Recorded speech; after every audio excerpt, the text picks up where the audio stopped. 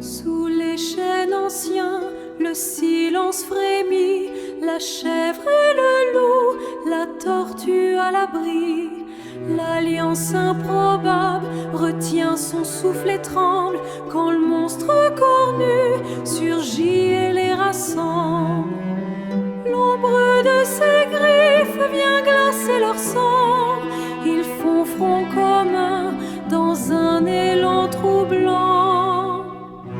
Oh, l'union du courage au bord du trépas, malgré leur bravoure, ils tombent au combat. De l'eau noble et fière et blessée sur la terre, qui viendra percer cette nuit meurtrière. Soudain dans les bois, un éclair de nacre, Licornia s'élance, arrêtant le massacre. Ses sabots d'ivoire ont fendu le vent, sa corne s'illumine d'un feu foudroyant. L'abomination de l'ombre n'est plus qu'un brasier, ses cendres s'envolent, la forêt peut souffler. Vers le noble loup, vers la chèvre à terre, la licorne approche, son aura de lumière. Une lueur bleutée guérit chaque blessure, ressoudant l'écaille, apaisant la morsure.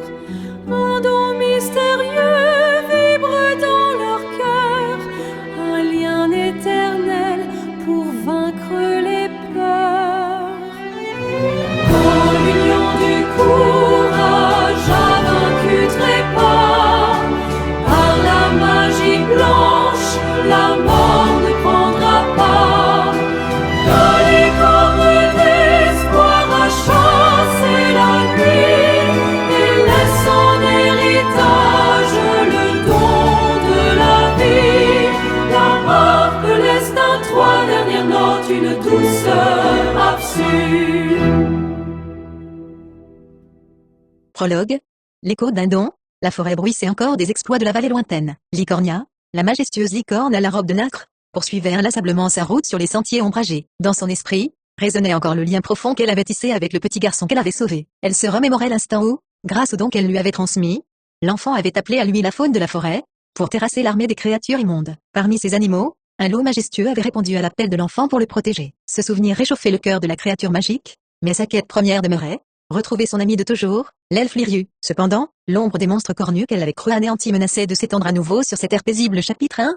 La trêve de la terreur sous le couvert du grand chêne centenaire. Il était une fois une tortue verte, une chèvre et un loup qui se croisèrent à un chemin. La rencontre était pour le moins incongrue, et chargée d'une tension palpable. La chèvre, le souffle court et le regard affolé, n'était pas tranquille de voir son ennemi de toujours se tenir à quelques pas d'elle. Instinctivement, la tortue verte s'était planquée dans sa carapace en attendant que le loup se tire, espérant que son armure d'écaille la protégerait du carnage imminent. Mais une chose formidable arriva au cœur de cette clairière silencieuse. Contre toute attente et déjouant les lois les plus primitives de la nature, le loup ne mangea point la chèvre. Le prédateur resta figé, les oreilles couchées en arrière. La tortue, intriguée par cette absence de violence, sortit prudemment la tête de sa carapace. Ce qu'elle observa la laissa perplexe. Le loup et la chèvre regardaient quelque chose, et tremblaient tous les deux de tout leur être. Lentement, la tortue tourna la tête, et ce qu'elle vit lui figea le sang dans les veines. Tous étaient paralysés par la terreur face à l'abomination qui venait de surgir. Un monstre cornu aux griffes acérées comme des lames de rasoir fonçait sur les 3 animaux, ses yeux injectés de cruauté fixés sur ses proies. Chapitre 2.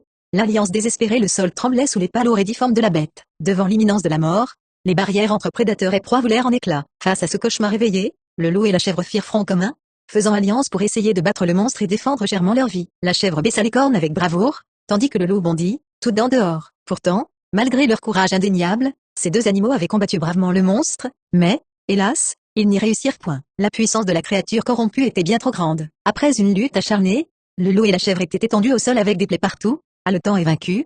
leur sang perlant sur la mousse de la forêt. Pendant ce temps, la tortue verte, étant trop lente pour partir, se cacha de nouveau au plus profond de sa carapace, priant pour que la mort l'oublie. Chapitre 3.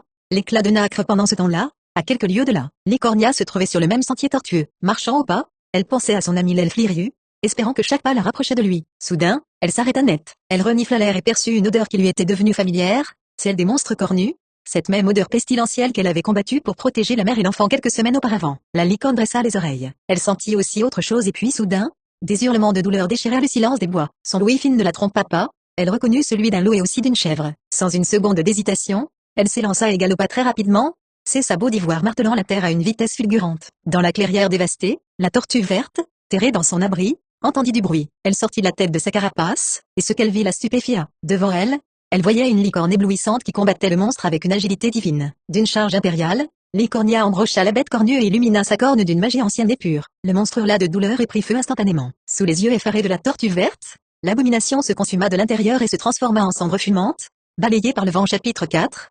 Les dons de la guérisseuse. Le silence retomba, porteur d'une paix nouvelle. La licorne se dirigea vers le loup qui était en piteux état, respirant avec difficulté. Emplie d'une profonde compassion pour ce noble animal, elle y posa le bout de sa corne, qui irradia une lumière bleue magnifique, et celui-ci fut guéri à l'instant même, ses blessures se refermant miraculeusement. Douce et méthodique, elle fit de même avec la chèvre, lui rendant toute sa vitalité. Profondément reconnaissant d'avoir été arrachée aux griffes de la mort, les trois animaux remercièrent la licorne en inclinant la tête. Licornia posa aussi sa corne sur la tortue qui avait sur sa carapace une fissure, séquelle du chaos environnant, qui se referma immédiatement sous la douce lueur bleutée. Avant de reprendre sa quête, la créature nacrée les fixa de ses grands yeux sages. Elle s'en alla en leur disant qu'elle leur avait fait un don à chacun, et qu'ils le découvriraient assez tôt, laissant derrière elle un sillage d'espoir et de mystère. Épilogue, l'ombre d'un nouveau péril enveloppé par la sérénité du crépuscule. La tortue verte, la chèvre et le loup regardèrent la licorne partir jusqu'à ce qu'elle ne soit plus qu'un point lumineux à l'horizon. Liés par cette épreuve mortelle et par la magie qu'ils portaient désormais en eux, ils décidèrent de continuer de faire un bout de chemin ensemble, scellant une amitié improbable. Mais un problème d'ordre pratique se posait bien vite.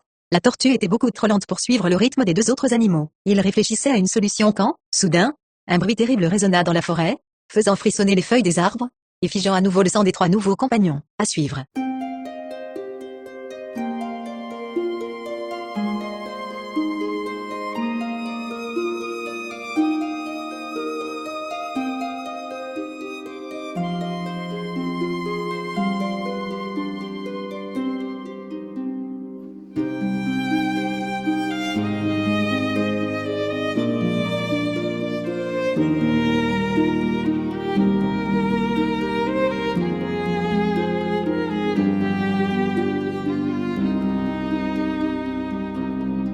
Sur le sentier où les destins se lient, la chèvre et le loup oublient leur folie.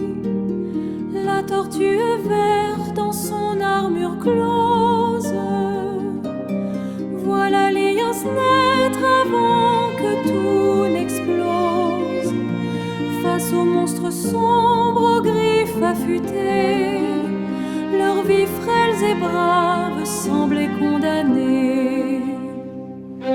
Mais l'éclat de Noc a fondu la nuit. Licornia s'élance, chassant le péril. Sa corne s'illumine, l'ombre prend feu. Les cendres s'envolent sous les vastes cieux. Une lueur bleutée sur les corps meurtris guérit les blessures, amène la vie. La carapace close referme sa faille. La magie ancienne gagne la bataille. Un don mystérieux offert à chacun.